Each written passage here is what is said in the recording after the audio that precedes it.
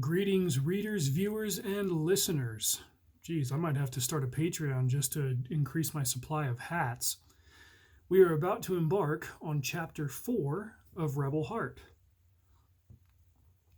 So I got to keep those pipes lubricated. Up until now, we have gotten a sense of the history of this world. We've gotten a sense of Calvin's character, that he's a fighter. Whether or not that's a good thing is kind of the question surrounding his character. We've seen him in a single day of training at Mount Vernon, and then he witnessed what he judged to be an injustice. He struck an officer, and now he's in the brig, and he is getting the threats from the top down. You get in line, or we'll make you walk home. So knowing all of that, let's jump into Chapter 4. Of the numerous illustrations that this book has, they didn't all scan in very well. This is a problem that I kind of improved on in, I keep wanting to say the Spanish word, siguiente, in forthcoming novels. But you'll see this drawing here of Amelia McCracken, the female lead for the trilogy. You're about to meet her. It's a little bit washed out, a little bit blurry. It was a problem that took some creative efforts to resolve, and I had to learn some new techniques for future books. So we'll talk about that on Friday's episode. But here is Chapter 4.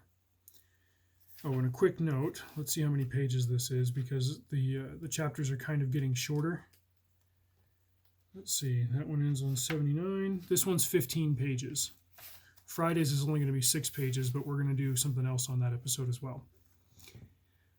Calvin didn't know what time it was when the brig door opened again. He'd prepared a litany of insults to sling at whichever McCracken man came down the stairs, though he stopped himself when he saw a girl with a tray of food. "Good morning," she said, almost jovially. "I brought you something to eat." "Thank you?" Calvin's voice cracked, his throat dry from hours of thirst. The girl first passed a canteen through the bars, and he drank from it greedily. "Not too fast, or it'll come back up," she cautioned. "I'm sorry you're down here." Calvin hesitated. She was downright kind. Her hair was braided in 2 short tails that hung behind her head out of her way. Her clothing was cleaned, and she smelled pleasant.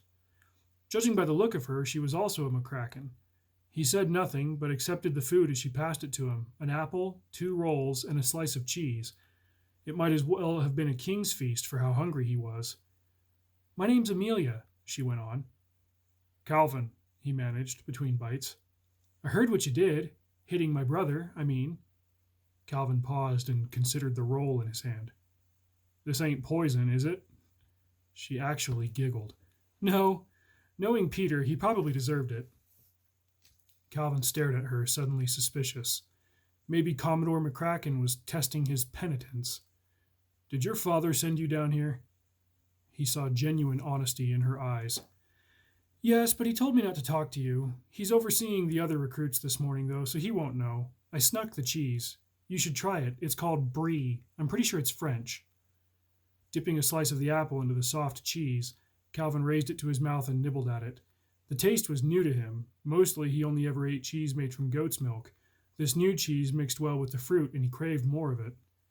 "Thank you," he said again. "I hope you're not going to get in trouble." "That would involve Dad paying attention to me, and he never has time. He's too busy building an army." Amelia waved him off, but he sensed a deeper bitterness behind her words. "So I'm curious, what made you do it?" "Join the Technomancers?" "No, put a pig crap handprint on Peter's cheek." Calvin choked on a bite of the apple, trying not to laugh. Amelia giggled again, and he found he liked it when she did that. "He hit a guy who had a broken leg. It was wrong, and I tried to stop him," he said. Her eyes grew wide. "Wow, don't let my dad tell you that you did the wrong thing, because you didn't. My brothers, they're family and all, but they're prats sometimes. They're harder on you recruits than I think they have to be," Amelia said. "Well, maybe it's for the better. They do have a point, that the mages won't go easy on us out there. Did they hit you when you did it?" Amelia frowned, puzzled. "Did what?" "All of the training stuff." "Ha! I'd love to be a tech man, but Dad won't let me. He doesn't want me anywhere near the fighting," she said bitterly. "I have to get by with watching you recruits from the windows. I pick up things here and there. I could tell you how to load and aim a rifle, but I've never gotten to fire one before. Illustration of Amelia coming down the stairs with some food. There are rifles here? Calvin perked up. I've only ever heard of those. Please, we have rotating guns and even cannons. If the Brit mages ever got it in their heads to storm this place, we'd cut down thousands of them. My mom was a dead shot back in her day. When Calvin frowned at the expression, she explained. She hardly ever missed. So your mother was a tech man, but your father won't let you be one? Amelia nodded and looked away. She died in battle. I'm really sorry. Amelia traced a finger down the bars of the brig and shrugged one shoulder, trying to hide the hurt. She rode on a Griffin mimic. That's one of the two-man flying machines. They carry a pilot and a gunner, and she was the gunner. Her pilot was even Jack Badgett. Can you believe that? I've never heard of him, Calvin admitted. Oh, that's right. Guess that's the point, though. Badgett, he's a legend. He's taken out 50 mages in flight, another 50 on the ground. He's never been shot down, and he's never lost a gunner. Well, he hadn't, anyway, until Mom went down a few years ago. A mage on a broomstick hit her in the neck with a curse, and it landed on the gap in her armor. She fell right off the Griffin. Badgett found her body in a swamp down the coast. Amelia sniffed. Dad says it was a 1 in a million shot. We never caught the mage who cast the curse. That's really awful. Calvin knew a pain in his chest, stirring up something deep inside him. He wanted to comfort her, though he had no idea what else to say. Amelia shrugged again. Dad made sure Badgett got demoted after that. He doesn't fly griffins anymore, just little dragonling mimics. One-man machines, those. As if clearing her head, she blinked a few more times and looked him in the eye. Sorry, lost in thought there. I really should get going. I have other chores. Are you finished? Calvin looked down at the food tray. He'd eaten every scrap of it. Yeah, thank you, again. Don't mention it. Seriously, I'll get in trouble. You were only supposed to have bread and water. The extra food was for standing up to Peter, Amelia said, retrieving the canteen. My lips are sealed. It was nice to meet you, Calvin. And you, Amelia. She gave him a gentle smile and retreated up the steps. A shiver ran down the back of his neck, and Calvin suddenly felt 10 pounds lighter. Maybe he wouldn't abandon Mount Vernon just yet. Dramatic pause.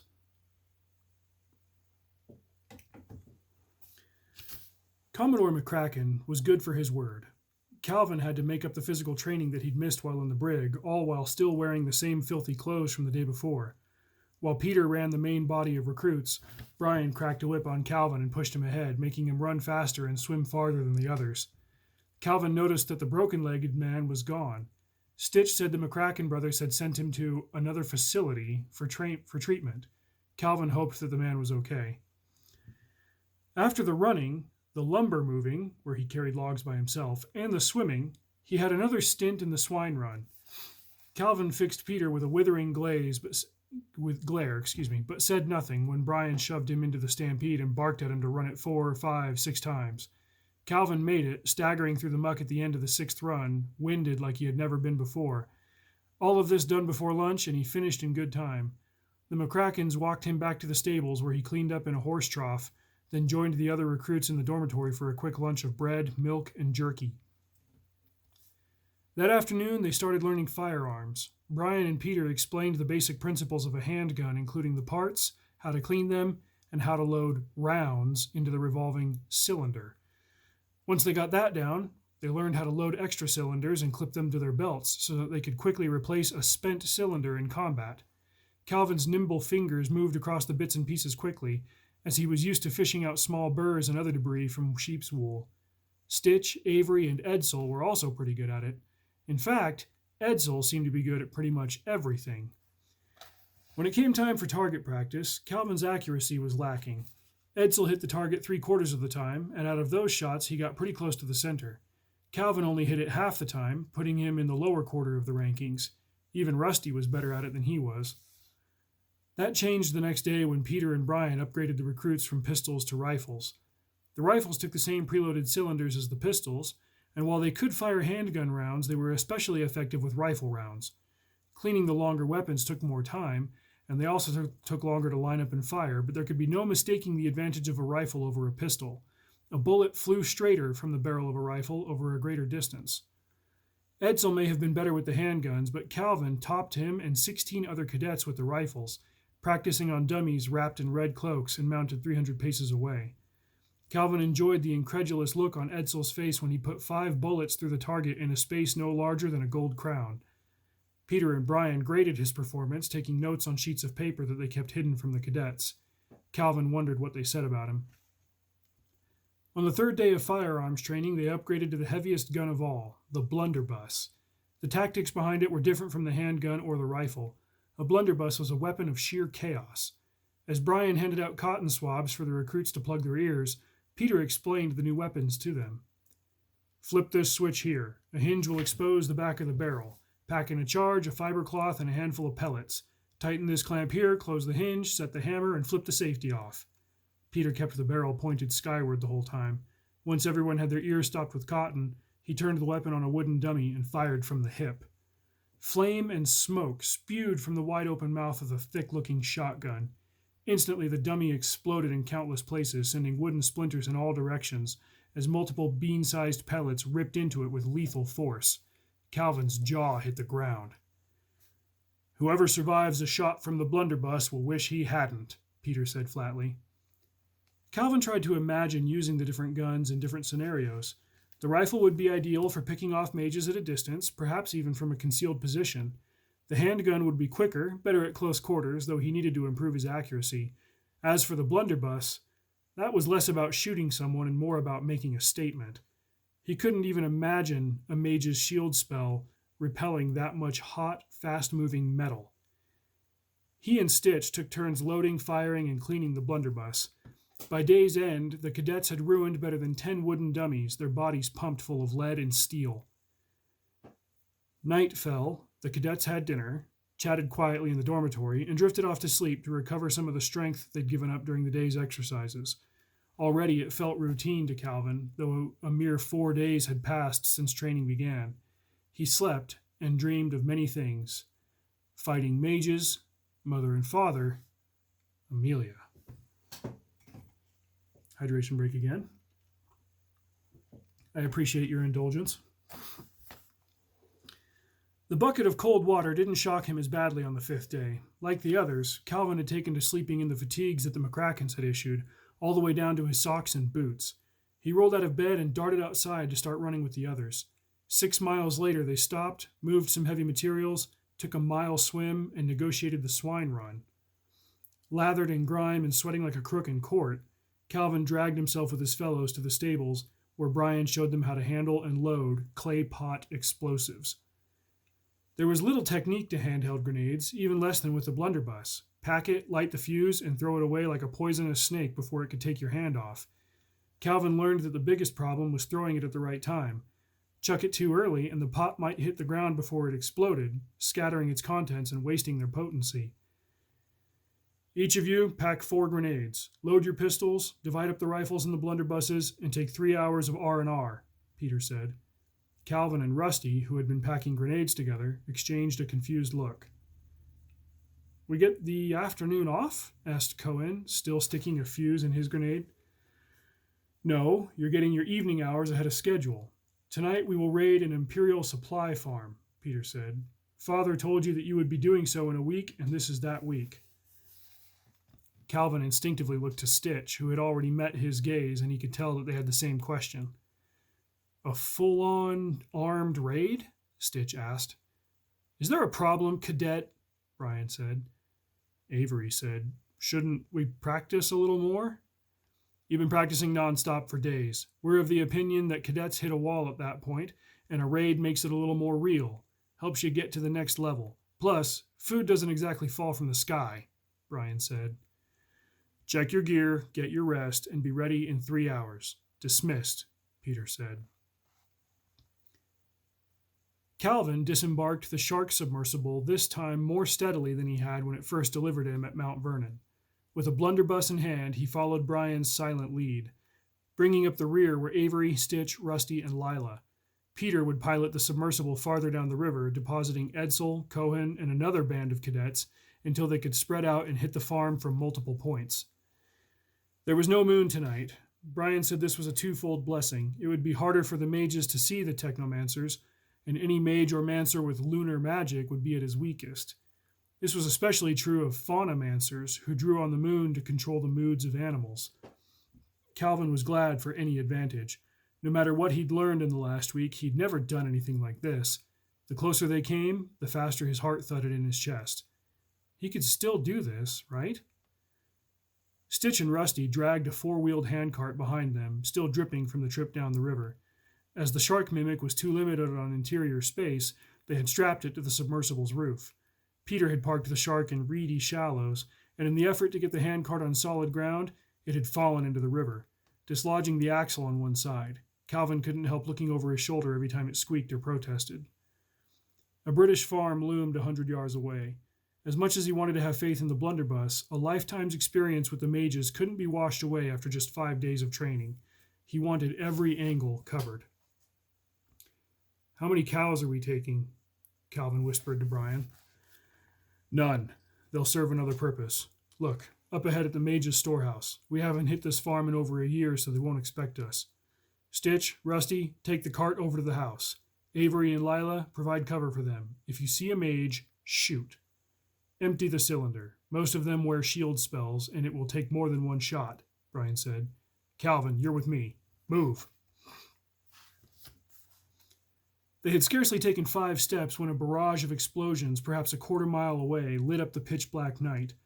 Immediately there followed a thunder of hooves and a chorus of angry cattle. "Damn, they're ahead of schedule," Brian said in a louder voice, abandoning all caution. "Rusty, Stitch, get going!" He plucked a grenade from his hip, lit the fuse with a flint switch, and hurled the bomb into the stampede. It rocked the ground, and the herd steered away from the barn and ran for the sleeping quarters where the mages stayed. Calvin kept his grip tight on the blunderbuss. His job was to protect Brian. If the cattle needed to be steered away from them, he could fire the blunderbuss faster than Brian could direct another grenade. 30 seconds crawled by like an hour, and Calvin's eyes never left the windows of the mages' quarters, wondering when they would engage the technomancers. "Hey!" Brian shouted, taking the blunderbuss and thrusting something into Calvin's hand. "Pay attention!" "What?" Calvin asked. Brian had given him a large, sheathed knife and was pointing over by the barn at Lila, who had her hands cupped around her mouth. "The door is locked with magic!" she shouted. Stitch, Rusty, and Avery were firing at the mages, who had started pouring out of their sleeping quarters, wands in hand. "Stab the lock with that knife! Go!" Brian hurled another grenade, took up the blunderbuss, and fired it over the cattle at the mages. Voices cried out in pain over the mooing livestock. And then Calvin was running full out toward Lila, squinting in what weak light was cast from the farmhouse windows. A large metal padlock glinted on the door, and he reached for it, but it swung to the side, evading his grip. Twice more he tried and failed, understanding what Lila meant by locked with magic. He simply couldn't touch the thing. He unsheathed Brian's knife, aimed at the padlock, and stabbed. This time it held perfectly still until the blade contacted it, and then it simply disappeared, an illusion destroyed by the touch of the knife. Stunned, Calvin turned the knife over. "What's this thing made of?" Lila shouldered him aside and pried the doors apart. Stitch and Rusty pushed the cart inside, and they went about filling it with whatever they could grab. By the time they were pulling out, Brian had worked his way over to the barn. He tossed the spent blunderbuss to Calvin, who deftly reloaded it on the run as Brian and Avery covered their retreat. The mages were busy casting what weak spells they could conjure to keep the cows from plunging into the woods, lest they be picked off by bears or large predator cats. Elsewhere on the grounds, red flares shot into the air, sizzling and fading after soaring to great heights. That was the retreat signal from Peter's group. "To the shore! Move! Move!" Brian brought up the rear. He was looking the other way when a mage on a flying carpet came up behind him, wand raised, and a half-uttered curse on his lips. Brian didn't see him, but Calvin did. All conscious thought abandoned him. He had nothing inside but the urge to protect his comrade and deter his enemy. For this, there was only one thing he could do. "Get down!" Calvin pointed the blunderbuss at the mage. Brian obediently ducked as Calvin darted forward, leaping over Brian's prostrate form. Squinting in anticipation of the flash, Calvin crushed the trigger. In the split second of muzzle flare, he saw a look of fury and disbelief on the mage's face. The force of the blast took the mage off his feet as a handful of grape shot ripped into his robes. Calvin felt, rather than heard, the man's heavy body hit the ground. The carpet lost all momentum and landed in a heap of stiff fibers. All was still. Let's see if I can zoom in on that. He had just taken out a mage. Hands seized his arms, and he heard words through the sharp ringing in his ears. Brian was telling him to run, to get back to the mimic. Calvin ran, accustomed now to obeying the militant McCracken brother. The shock would catch up later. For now, all he felt was the rush of victory, and he wondered how the first revolution might have ended if George Washington's men had possessed weapons like this. And that takes us to the end of Chapter 4. Tune in on Friday for Chapter 5 and a special look behind the scenes of the artistic process. You'll see it much more clearly than it appears in the printed pages here of the books. Till then, drive safe. See you out there.